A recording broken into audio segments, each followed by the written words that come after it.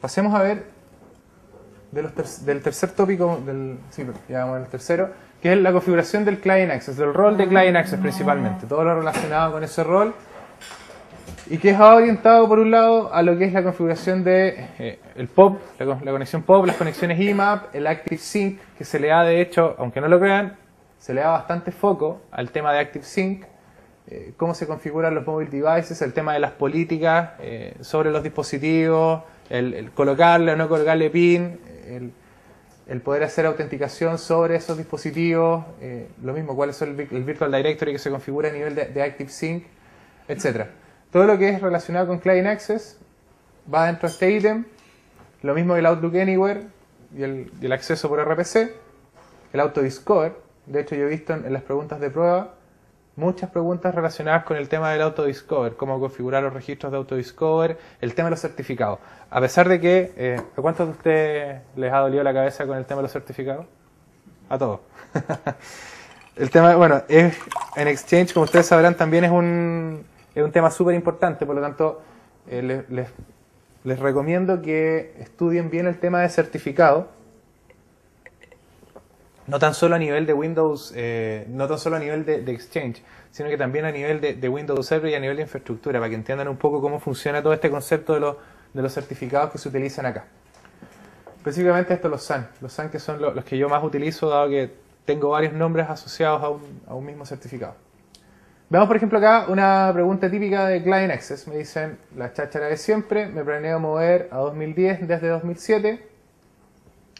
Tengo que actualizar mi Client Access. ¿Qué es lo que tengo que hacer?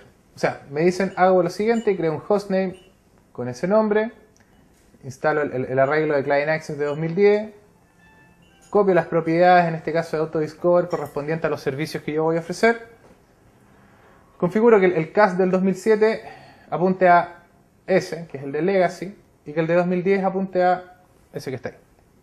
La organización debe ser capaz de soportar dispositivos Windows Mobile 5.0 y debo ser capaz de asegurar que esos dispositivos se puedan conectar a mi nueva solución. ¿Qué es lo que debo hacer? ¿Está prendido? Ya, gracias. Opción 1. Adquirir un certificado SSL con el hostname nutex.com. Ok, le coloco nutex.com, pero ¿qué es lo que pasa con el Legacy? No funciona. Un certificado Auto Self-Sign Certificate, de al tiro eso me dice que no. Certificados self-sign que se autofirmado no sirven cuando yo utilizo conexiones de afuera, así que chao. Un certificado, acá es donde nos podemos colocar un poco capcioso, y de hecho esta pregunta tiene bien capciosa. Utilizar un certificado wildcard que puede soportar múltiples nombres de host. Uno dice, sí, que se puede hacer. ¿Cuál es el tema? De hecho, esta me costó bastante entenderla. Los dispositivos Windows Mobile 5.0 no soportan certificados wildcard. Por lo tanto, esa respuesta tampoco. ¿Cuál es la última opción? Utilizar el certificado SAN. Que el certificado SAN sí está soportado por los Mobile 5.0. Si nos vamos a las especificaciones, por ejemplo, de los Mobile 6.5, vamos a ver que los Mobile 6.5 sí son capaces de utilizar certificados wildcard. Pero ¿cuál es el problema? De que, acá la pregunta en específico, me hablan del 5.0. O sea, esta de hecho una de las preguntas más complicadas que yo encontré dentro de este kit de prueba, porque aparte de tener que conocer de Exchange, tenía que tener un poco la noción respecto a Windows Mobile. Así que está interesante igual esa pregunta. Lo mismo de Client Access, uno de los temas, obviamente, claro, está el tema de la federación con otras compañías, pero el tema más potente, y de hecho lo más seguro es que van a salir un par de preguntas de eso, es respecto al OWA. A cómo puedo customizar yo la interfaz del OWA, el tema de los certificados, el tema de cómo puedo restringir yo el acceso, por ejemplo, que algunos usuarios no puedan descargar los archivos, otros que solo lo puedan visualizar y así. Cómo establecer las políticas dentro del OWA para poder configurarlo a mi medida. Lo mismo, la integración con el SharePoint Services, etc. Por el lado del OWA, tenemos acá una pregunta que dice que, bueno, soy el administrador, los empleados acceden a un servidor que tiene desde ese nombre, y ahí está el OWA. La idea es que los usuarios puedan abrir los correos y que, a fin de cuentas, que están en los file shares del SharePoint Services, Pero yo quiero que los usuarios de recursos humanos sean los únicos que puedan abrir los archivos con extensión .nutex, por decir algo. ¿Qué se debe hacer?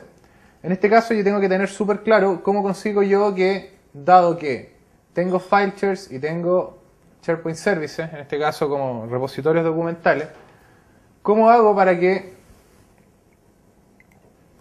la gente de recursos humanos desde el OWA pueda solo visualizar, o sea, sean los únicos que puedan abrir esos archivos con extensión? Acá el tema es las políticas del OWA. ¿Ok? O sea, si yo me voy al Private Computer File Access, en realidad esto no me va a determinar el tema porque no voy a poder granularizar respecto a cuáles son los usuarios en particular a los cuales yo les quiero dar acceso. Por lo tanto, estos dos de acá abajo no aplican.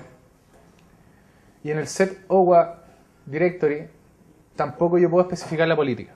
Por lo tanto, dado que esto es una política que yo le voy a aplicar a un grupo de usuarios, la respuesta correcta es, ok, es la 2. Crear la política, en este caso, en el OWA y aplicársela a los usuarios del departamento, en este caso de recursos humanos. ¿Ok? Esa era la respuesta correcta.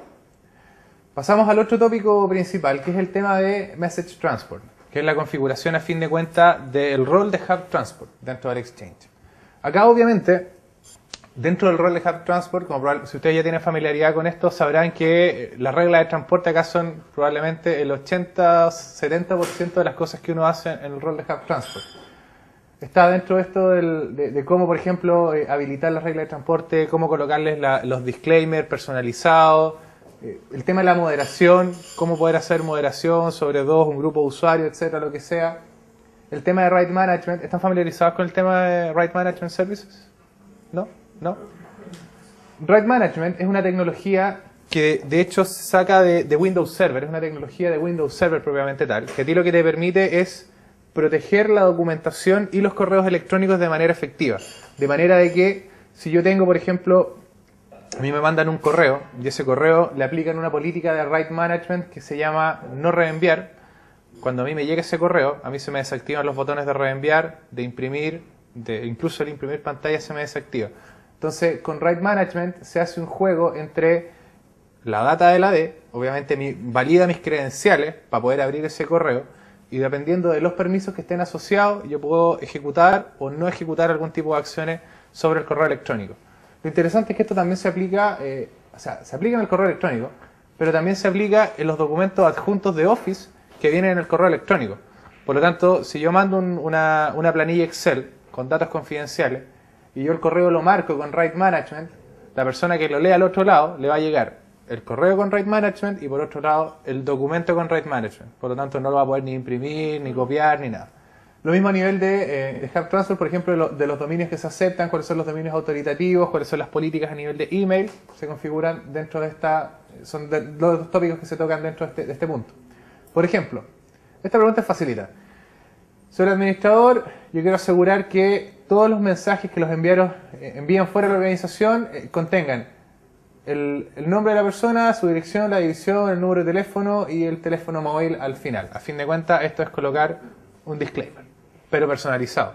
Porque uno lo típico que coloca es, ok, yo hago una regla de transporte que me coloque abajo esta información, correo confidencial, si usted lo recibe por error, bla, bla, bla, bla, bla. Pero eso es el mismo para toda la compañía. Aquí la gracia es que, por ejemplo, me están pidiendo que el disclaimer que yo coloque sea personalizado. De manera de que yo puedo, típico que de repente en las empresas hay una anarquía de las firmas y cada cual coloca su firma como quiere. Y con esto tú lo puedes, acá lo que te están pidiendo es uniformar la firma y el disclaimer de tu organización. ¿Qué es lo que debo hacer? ¿Qué debo configurar? Ocupar una journal rule. El journal no tiene nada que ver con las reglas de transporte, por lo tanto, en este caso, no me sirve. Ocupar el comando new transport rule para especificar cuál es el disclaimer y los atributos de AD, en este caso de la persona que lo está enviando. Es muy probable que esa tiene mucha pinta de ser. Ocupar el get mailbox. Ya vimos hace un rato atrás que el comando get mailbox te entrega propiedades del usuario, pero no tiene nada que ver con el tema de establecer disclaimer. Y lo último dice, especificar el texto de disclaimer y los atributos en el Message Delivery Tab. No. O sea, en el Message Delivery Tab, acá yo no configuro las reglas de transporte. Y de hecho, esto es algo para el usuario. Es algo para una persona y acá yo lo estoy haciendo para toda la organización. Por lo tanto, la respuesta correcta es la segunda. Con una regla de transporte, especificar cuáles son los atributos que yo quiero cargar. Es necesario utilizar la consola de comando porque si bien yo puedo crear perdón, se escucha mejor. Si bien yo puedo crear reglas de transporte con la consola gráfica, si yo quiero llegar al nivel de granularidad de personalizar, de que cada mensaje tenga las propiedades de la D, del nombre, de la dirección, de la división, es algo que yo lo tengo que hacer por consola. Se mejora por acá. Bueno, por ejemplo, ahí tenemos el New Transport Rule, el comando propiamente tal. Le colocaron un nombre que es Disclaimer Transport Rule, unos comentarios, lo que sea. ¿Dónde viene lo interesante? En que, déjame buscarlo por acá antes que no lo vea bien. Acá, si ustedes se fijan, lo que se hace es aplicar, en este caso, un texto HTML. Que una de las gracias que tengo acá es que no necesariamente es un texto plano al que yo puedo incluir, sino que también lo puedo formatear como HTML. De manera que no me salga, en este caso, un texto con letras negras sin formato. Le puedo dar formato, de hecho acá le establecen el formato. Y acá van sacando la data. Por ejemplo, el nombre, el display name, cuál es su código postal, cuál es el estado provincia, que son los atributos que estaban dentro de la pregunta. Bueno, viene un formateo HTML propiamente tal. Y más abajo, el disclaimer que va al final. Por lo tanto, este es un ejemplo del comando que se tiene que utilizar. Vamos a ejecutar ahora para que... Y ahí está. Entonces con eso yo ya tengo creada la regla de transporte, que es la que me permite sacar todos los parámetros. O por ejemplo el display name, si ustedes no sabían cómo sacarlo, bueno, ahora saben que con esa propiedad ustedes pueden sacar la data desde cada usuario. ¿Cuál es el otro tema que viene también incorporado dentro del tema de Message Transport? Es la configuración del Edge. Cómo yo configuro el Edge, cómo lo sincronizo con los servidores internos, cómo el tema de la instalación del rol de Edge también es importante. Por otro lado, el tema de enrutamiento de los mensajes, el tema de internal y external DNS. O sea, yo muchas veces tengo registros internos, pero también tengo que tener habilitados registros externos. ¿Qué es lo que pasa si tienen nombres iguales o no? Ahí también se juega harto, cosas bastante entretenidas.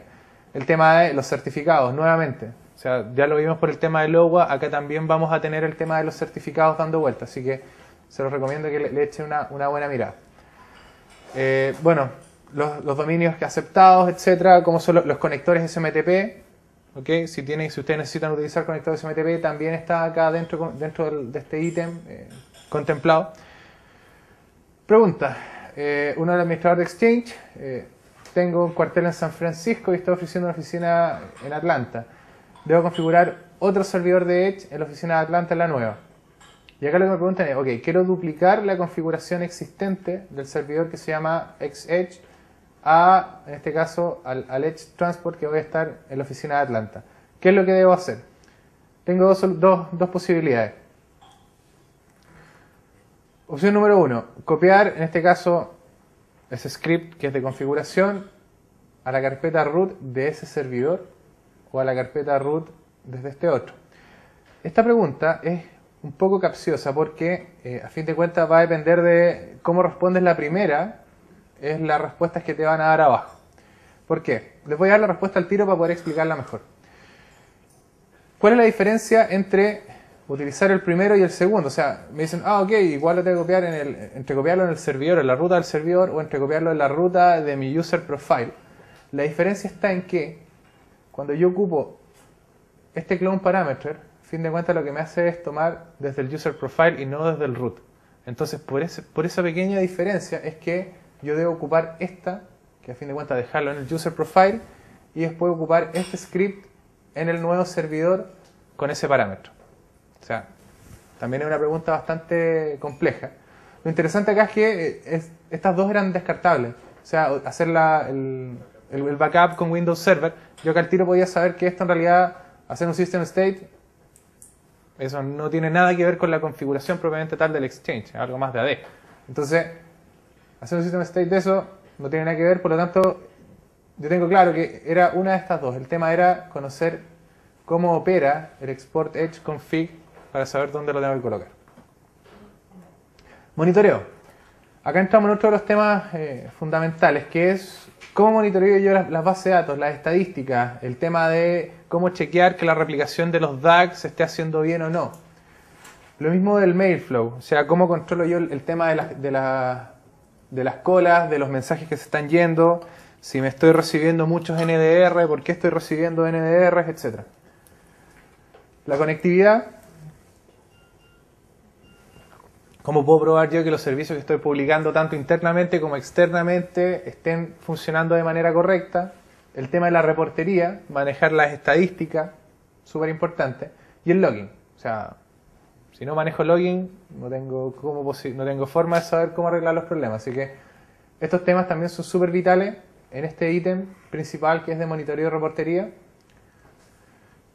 La pregunta es, ok, administrador de Exchange 2010, yo me estoy dando cuenta que los mensajes que están enviados a la gente del dominio de verigon.com y a este otro, y a todos los subdominios en realidad de verigon.com, no están siendo entregados.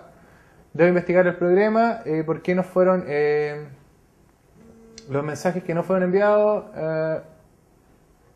porque en este caso la ruta fue modificada. Disculpa, están los amigos del 103. Ok, se reparó la ruta y yo necesito, reenviar todos estos mensajes que quedaron encolados en este servidor de Exchange, que no fueron enviados a este dominio de acá arriba. ¿Qué es lo que yo debo hacer? En este caso, como yo estoy ocupando colas, que son las colas donde han quedado los mensajes, tengo claro que el primero no tiene nada que ver. ¿Okay? Porque esta es una cola de mensajes hacia un cierto lado que quedaron encolados. Por lo tanto, el primero lo puedo descartar al tiro. El segundo puede ser, pero acá yo estoy simplemente a verigon.com. Y es solo si yo tuviera una regla orientada o una cola a verigon.com. Por lo tanto, a pesar de que podría resultar, ¿qué es lo que me pasa con isverigon y los subdomains de verigon.com? No aplica. Poison tampoco aplica. Por lo tanto, son los unreachable. Porque efectivamente, si el conector, o en este caso la ruta, fue la que se modificó, o en este caso y no se pudieron entregar los correos, todos los correos que yo no puedo entregar, o donde no puedo llegar al servidor de contacto, van a quedar dentro de la cola de unreachable. Por lo tanto, lo que yo tengo que hacer una vez que reparo el conector, o la ruta, cuando reparo la ruta, es hacer un retry, en este caso, de esa cola en particular, de los que no fue capaz de alcanzar al otro lado. Y esa es efectivamente la respuesta correcta. Alta disponibilidad, otro de los temas fundamentales de Exchange. ¿Cómo configuro los DAG? Y acá es donde más probablemente en este ítem, aparte del tema de backup y restore, donde más le van a dar foco, donde más se ven también preguntas, es en el tema del DAG. Dado que, me imagino como ustedes ya saben, el tema del DAG es una de las grandes mejoras que se ha hecho a nivel de Exchange, comparándolo con las soluciones que había antes, en 2007 o 2003, para armar clustering. Por lo tanto, acá yo les digo que Incle Leal Perdiente trabaja en harto esta parte, específicamente el tema de cómo crear y configurar, el tema de las copias de las bases de datos, cómo se administran, cómo las puedo activar en un lado para que se deshabiliten en otro, etc. Y el File Share Witness, que a fin de cuentas el testigo de que el DAG está funcionando, o en este caso me permite configurar el DAG. Pregunta. Mismo contexto. Instalo varios mailbox en servidores que corren 2008 Enterprise Edition. Necesito instalar un DAG, en este caso con los roles de mailbox, y necesito configurar el servidor testigo. ¿Okay? ¿Cuál es, en este caso, cuál de las siguientes afirmaciones es verdad, tomando en cuenta la configuración del DAG? En este caso, orientado al servidor testigo. ¿El Witness Server debe estar en el mismo dominio que el DAG? Chuta, me adelanté con la respuesta. Bueno, ¿debe estar en el mismo dominio del DAG? No necesariamente. Por lo tanto, eso es falso. El sistema operativo, en este caso del servidor testigo, tiene que ser un 2008 R2. No necesariamente. Un single server puede servir como testigo para múltiples DAG. Bueno, ya lo vimos, pero sí. De hecho, si yo tengo varios DAG, yo un solo servidor testigo lo puedo tener que esté sirviendo como testigo de varios DAG. Y la última dice: el servidor testigo debe ser miembro del DAG en el cual está siendo configurado. No. Por lo tanto, la respuesta correcta es que un solo servidor lo puedo ocupar para múltiples DAGs. Carpetas públicas para alta disponibilidad. Acá no es tanto el foco que le dan, a pesar de que pueden salir preguntas respecto a esto. Como yo les comentaba recién, el fuerte está acá, en el tema de configurar el DAG, cómo ve la latencia, la replicación. Es acá donde está el foco en este punto, más que en los otros.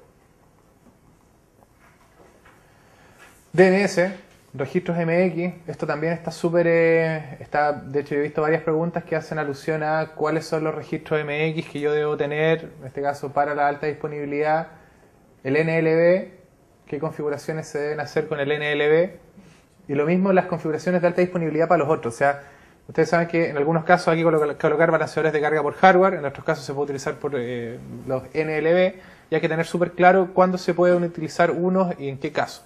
Entonces también acá hay esto acá también lo preguntan específicamente eso. ¿Qué tipo de balanceo debo hacer? ¿Es por carga, por software, es con el NB, etcétera? El último punto, que es el tema el último punto de los grandes temas del examen, es configurar compliance y seguridad. ¿Okay? Dado que alta disponibilidad es uno de los temas con los cuales se le dio foco a Exchange 2010, este es otro también, donde los cuales nosotros apuntamos bastante en el último tiempo. Y está orientado principalmente a, por ejemplo, el tema de backup, cómo yo aseguro que la data que yo tengo en mi Exchange no se me va a perder, ya que tenemos algunos de los tópicos que se tocan dentro de ahí, por ejemplo, cómo yo hago el restore del server una vez que se me cae, el tema de configurar el servicio de mensajería, cuando en este caso cuando el servicio se cae, etcétera. Donde también tenemos acá el tema de compliance y seguridad, tópicos bien interesantes en el tema de RMS. Por eso yo les comentaba recién si ustedes estaban familiarizados con Right Management. Porque acá sí van a preguntar cosas de Right Management. De hecho, uno de los temas que nosotros más empujamos con Exchange 2010 es que en las empresas se implemente Right Management para hacer protección efectiva. Por lo tanto, les van a preguntar cómo configurar RMS, no al detalle, porque obviamente todo lo que es RMS es parte de Windows Server, por lo tanto le van a dar foco en el examen de Windows Server los temas de RMS, pero acá sí te preguntan cuáles son, por ejemplo, los requisitos mínimos o qué cosas deberías tener tú en tu organización para poder tener RMS. Los mail tips, han ocupado los mail tips, ¿cierto? ¿Saben cómo los mail tips son mensajitos que te aparecen cuando uno escribe en el correo? También están dentro del apartado de compliance. Y el tema de las reglas de transporte, que en realidad esto lo tocan en el tema anterior que nosotros vimos, pero igual puede estar incluido en conjunto, por ejemplo, con tópicos de RMS en una misma pregunta. Integridad de los mensajes, el tema de los certificados, el MTLS entre los servidores, federación de RMS, que puedo tener varias organizaciones conectadas con este servicio de RMS. Y por último, el tema de antivirus, anti-spam. Ojo que esto es lo básico, o sea, acá lo de antivirus, anti-spam te preguntan lo que hace Exchange. Obviamente, si nos vamos al lado Forefront, vamos a tener una suite completa que está orientada a hacer antivirus, anti-spam. Por lo tanto, lo que preguntan acá a nivel de Exchange es las cosas que yo puedo hacer con el Exchange out of the box, no con lo que yo le puedo complementar con el Forefront. Veamos una pregunta del tema de Message Compliance y seguridad. Mismo contexto, yo quiero prevenir que los usuarios de mi organización puedan forwardear los correos que contienen la frase Top Secret a usuarios que están fuera de la organización. ¿Qué es lo que debo hacer? Si ustedes se acuerdan, un ratito atrás yo les comentaba un ejemplo de precisamente esto. Si yo quiero evitar el forwarding efectivo de los mensajes, ¿cómo lo hago? Por un lado, yo necesito tener RMS implementado en mi organización. Por lo tanto, ¿debo instalar Active Directory Right Management Services en el Forest? Sí. O sea, si no tengo eso, va a ser imposible que yo pueda obtener por lo menos el bloqueo de la frase de lo que sea. Por lo tanto, ok, la primera está bien. Editar las propiedades en el inbox de los elementos enviados y las... No. Agregar el inbox y los send items a las managed folders. No.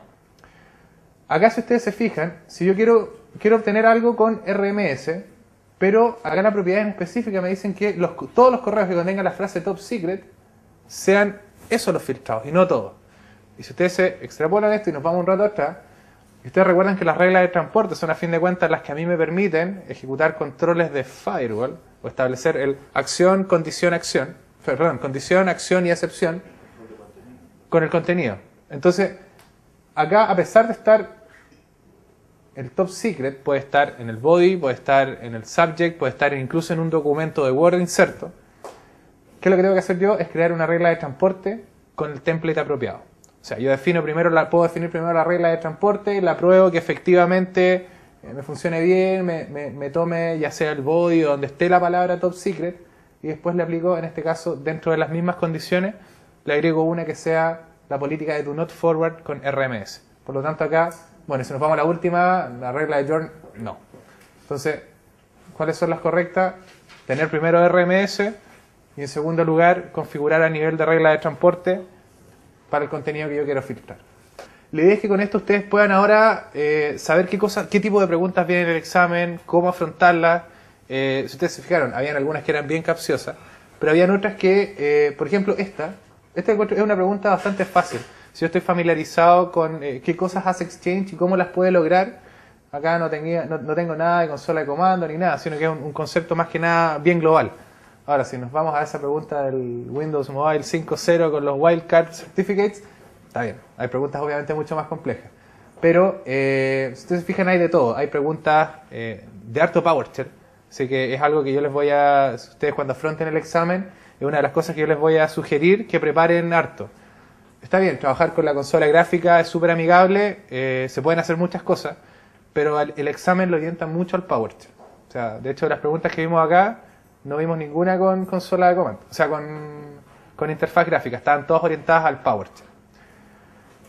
Segundo consejo, el tema del descarte. Si ustedes se fijaron, muchas de las preguntas que nosotros resolvimos acá eran se podían responder fácilmente, descartando algunas, que eran en realidad, algunas tenían algún tipo de relación, pero no completaban o no cumplían completamente con lo que te colocan en la pregunta. Y el tercer tip es el idioma. Yo eso se los quiero insistir. O sea, den el examen en el idioma que ustedes están acostumbrados a trabajar. Porque si no, se les va a generar una confusión de conceptos y las reglas de transporte pueden tener nombres similares, pero otros conceptos que están dentro del Exchange te los van a traducir completo. Todos estos que están acá abajo, por ejemplo, el Real Time Block List, también te lo van a traducir. Entonces, cosas de ese estilo son con las que uno pierde tiempo cuando lo está dando en otro idioma. Que dice, el examen en español puede ser más fácil. No, denlo en inglés si están acostumbrados a trabajar en inglés, denlo en español si están acostumbrados a trabajar en español. Así que, bueno, espero que les haya servido la sesión. Después le voy a hacer llegar la PPT a Paula para que se las coloque a disposición de ustedes. Lo que sí, les debo pedir perdón porque no les puedo enviar las preguntas de prueba porque estas las tenemos de manera interna. Pero sí están los recursos para que ustedes puedan acceder a ellas. De hecho, en varios sitios de internet tienen donde te ofrecen los exámenes de prueba. Por lo general colocan en un test gratuito, te colocan 10. Entonces, para que uno pueda también ahí practicar, en caso si estas 10 me sirven, puedo comprar en este caso los tests completos. Así que no pierdo la esperanza de que no van a tener test de prueba si los tienen igual en otros lados.